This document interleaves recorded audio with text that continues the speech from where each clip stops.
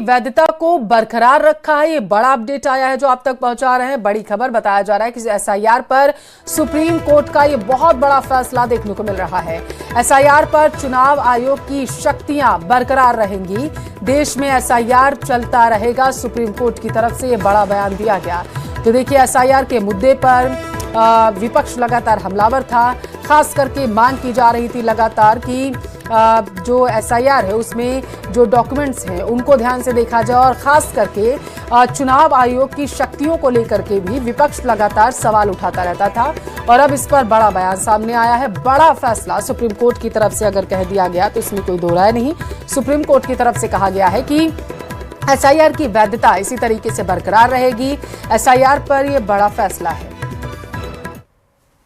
पर जिस तरह से बकायदा एक जजमेंट आज दिया गया है, उस स्पष्ट तौर पे कहा गया कि इससे पहले जो महत्वपूर्ण जो दिशा निर्देश कोर्ट के द्वारा दिए गए थे वो स्पष्ट है, और इस मामले में जो उसको बरकरार रखा गया है। सुप्रीम कोर्ट ने स्पष्ट तौर पे कहा है कि एसआईआर की जो संवैधानिक वैधता है उसको बरकरार रखा गया है। और इस मामले में जो आज जजमेंट है, जो आज 3 जजों की जजों की जो बेंच है, जिसमें कि chief justice of India justice Suryakant प्रमुख तौर पर इस फैसले को पढ़ रहे थे। और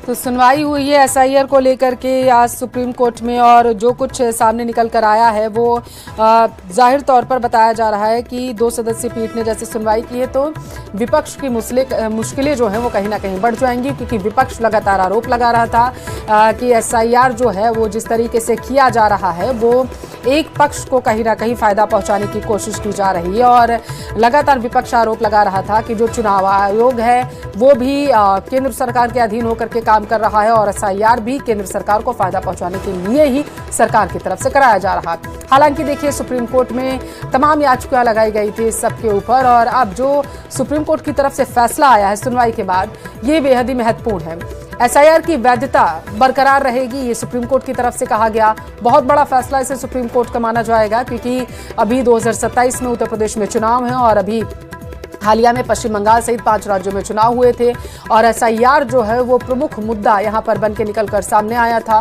खास करके विपक्ष ने पश्चिम बंगाल की बात करें तो वहां पर आरोप लगाया था कि एसआईआर की वजह से ही कहीं ना कहीं वहां पर बीजेपी सरकार बनाने में कामयाब रही है। और अब क्योंकि उत्तर प्रदेश के चुनाव बहुत ही ज्यादा नजदीक हैं, और उत्तर प्रदेश में भी एसआईआर की प्रक्रिया और ज्यादा बेहतर तरीके से निभाने की कोशिश की जा रही है। चुनाव में अलग अलग नियमों के तहत जो फैसले लिए हैं एसआईआर के तहत, उसकी भी वैधता को मान्य किया गया है, जो सुप्रीम कोर्ट के फैसले से मुझे लगता है। शंकर आनंद सुप्रीम कोर्ट के बारे में ज्यादा बताएंगे, लेकिन चुनाव आयोग भी इस बात को दोहराता है कि जो भी एसआईआर के तहत फैसले लिए गए हैं वो संविधान के अनुच्छेद 326 और आरपी एक्ट 1950 के तहत लिए गए हैं। और आज सुप्रीम कोर्ट के फैसले के बाद यह साफ हो गया है कि चुनाव आयोग की जो दलील थी वो उस दलील पर सुप्रीम कोर्ट ने भी मुहर लगाया है। तो देखिए, सुप्रीम कोर्ट ने क्या कहा है। जैसे जैसे बयान सामने आ रहे हैं हम आपको बता रहे हैं, क्योंकि ये बहुत ही बड़ा मामला है। एसआईआर पर देखिए लगातार घमासान जारी था। विपक्ष लगातार आरोप लगा रहा था कि जो चुनाव आयोग है वो जानबूझकर कुछ नामों को काट रहा है, और खास करके विशेष दलों को फायदा पहुंचाने की कोशिश कर रहा है। लेकिन देखिए, 2 सदस्यीय पीठ मुख्य न्यायाधीश जो रहे हैं सूर्यकांत और न्यायमूर्ति जॉय माल्या बागची की बेंच ने याचिका पर सुनवाई की। अंतिम फैसला देखिए इसे माना जा रहा है, और बताया गया है कि लाखों नाम कटने का आरोप लगाया गया था। आपको बता दें कि एडीआर और विपक्ष के कई बड़े नेताओं ने, जैसे आपने देखा था पश्चिम बंगाल की टीएमसी की जो नेता थी महुआ मोइत्रा, उनकी तरफ से मनोज झा, केसी वेणुगोपाल, राहुल गांधी सहित कई विपक्ष के नेताओं की तरफ से लगातार ये आरोप लगाया गया था कि एसआईआर मनमाने ढंग से चला रही है केंद्र सरकार, और केंद्र सरकार के इशारे पर ही चुनाव आयोग काम कर रहा है। ये बेहद गंभीर आरोप लगाए गए थे, और ममता बनर्जी ने भी चुनाव के दौरान प्रमुखता से इस मुद्दे को उठाया था। हालांकि आपको बता दें कि मनमानी का दावा जो किया गया था उसके अनुसार ये कहा गया था याचिका में कि एसआईआर की आड़ में मनमाने तरीके से लाखों जो वैध वोटर्स हैं उनका नाम काटा गया। हालांकि सरकार की तरफ से लगातार कहा गया था, केंद्र सरकार की तरफ से, और खास करके उत्तर प्रदेश में जो SIR हुए थे उसको भी मुद्दा उठाया गया था। तब ये बात सामने आई थी कि चुनाव आयोग जो है पूरी पारदर्शिता के साथ अपना काम कर रहा है और जो आरोप विपक्ष की तरफ से लगाया जा रहा है वो सत्य नहीं है। ये केंद्र सरकार की तरफ से अपने बयान में कहा गया था। मनमाना तरीका अपनाया जा रहा है, मनमाने ढंग से यहाँ पर कार्य किया जा रहा है, विपक्ष की तरफ से कहा गया था। अधिकारों की सीमा पर भी सवाल उठाया गया था। देखिए, आपको बता दें कि सुप्रीम कोर्ट यह तय कर चुका है कि क्या चुनाव आयोग के पास संविधान के अनुच्छेद 326 और जन प्रतिनिधित्व अधिनियम 1950 के तहत इस मौजूदा स्वरूप में SIR कराने की कानूनी शक्ति है या नहीं। इस पूरे मसले पर आज कोर्ट में बहस हुई और सुप्रीम कोर्ट ने जो फैसला सुनाया है ये अपने आप में ऐतिहासिक है, ये कहे तो कोई दो राय नहीं, क्योंकि पिछले लगभग 2 साल से SIR का जब से बातचीत निकलकर सामने आई थी तभी से ये पूरा मामला गरमाया हुआ था।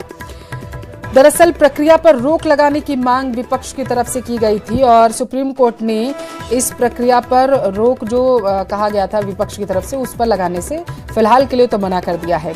अब देखिए किन राज्यों में हुआ है ये आपको बता दें। बिहार, पश्चिम बंगाल, केरल, तमिलनाडु, पुडुचेरी जैसे राज्यों में यह प्रक्रिया पूरी हो चुकी है, जबकि अभी राजस्थान, गुजरात जैसे जो राज्य हैं यहाँ पर अभी SIR की प्रक्रिया चल रही है।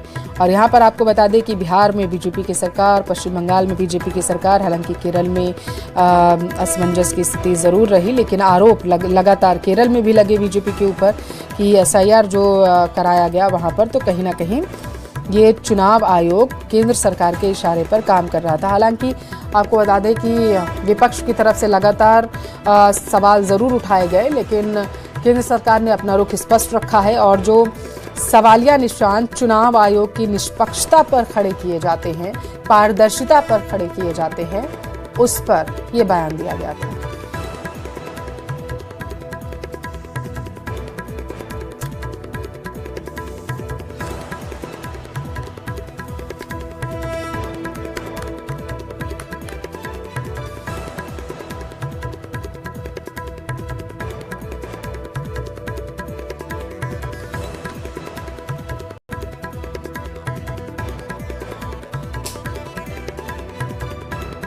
तो देखिए SIR पर ये बयान सामने आया है और ये इसे बहुत बड़ा फैसला सुप्रीम कोर्ट का माना जाएगा। SIR पर चुनाव आयोग की जो शक्तियां हैं वो बरकरार रहेंगी, ये सुप्रीम कोर्ट की तरफ से कहा गया, क्योंकि चुनाव आयोग की शक्तियों पर ही सवाल विपक्ष की तरफ से उठाया गया था कि अपनी शक्तियों का चुनाव आयोग दुरुपयोग कर रहा है, चुनाव आयोग की जो प्रक्रिया है वो पारदर्शी नहीं है।